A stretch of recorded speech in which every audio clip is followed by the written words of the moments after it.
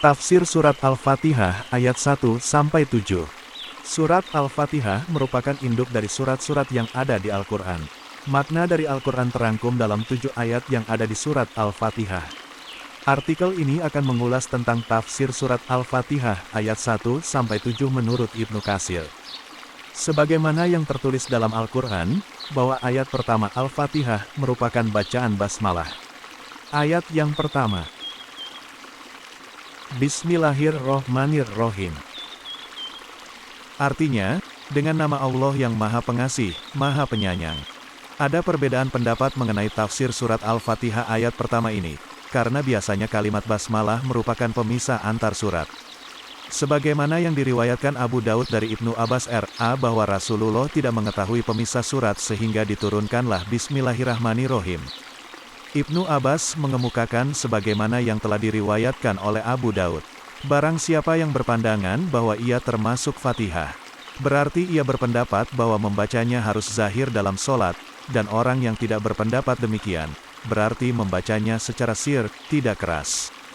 Ayat kedua. Alhamdulillahirobbil alamin. Artinya, segala puji bagi Allah, Tuhan seluruh alam. Segala uji kepunyaan Allah, yaitu rasa syukur yang hanya diperuntukkan untuk Allah Subhanahu wa Ta'ala semata, bukan kepada hal lain yang merupakan ciptaannya.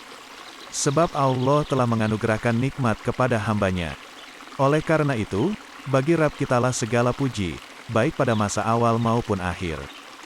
Huruf alif dan lam pada kalimat Alhamdulillah ditunjukkan untuk mencakup segala jenis pujian yang merupakan hak Allah Subhanahu wa Ta'ala. Sebagaimana kata Rabb yang hanya boleh ditunjukkan pada Allah, bukan yang lainnya. Ayat ketiga. Ar-Rahmanir-Rahim. Artinya, yang Maha Pengasih, Maha Penyayang. Ar-Rahman Ar-Rahim menunjukkan makna, sangat, berarti Allah menegaskan bahwa Allah merupakan pemberi rahmat di dunia dan akhirat. Allah menggunakan frase, Maha Penyayang, khusus bagi kaum mukmin.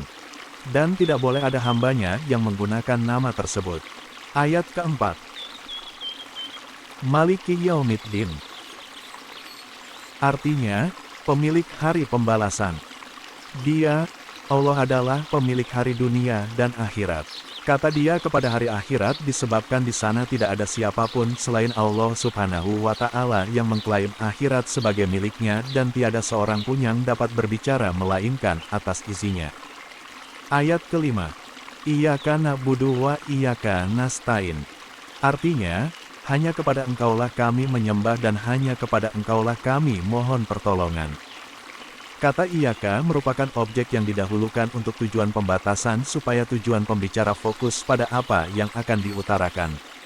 Kalimat, hanya kepada Engkaulah kami beribadah, kalimat ini menunjukkan penyucian diri dari kemusyrikan.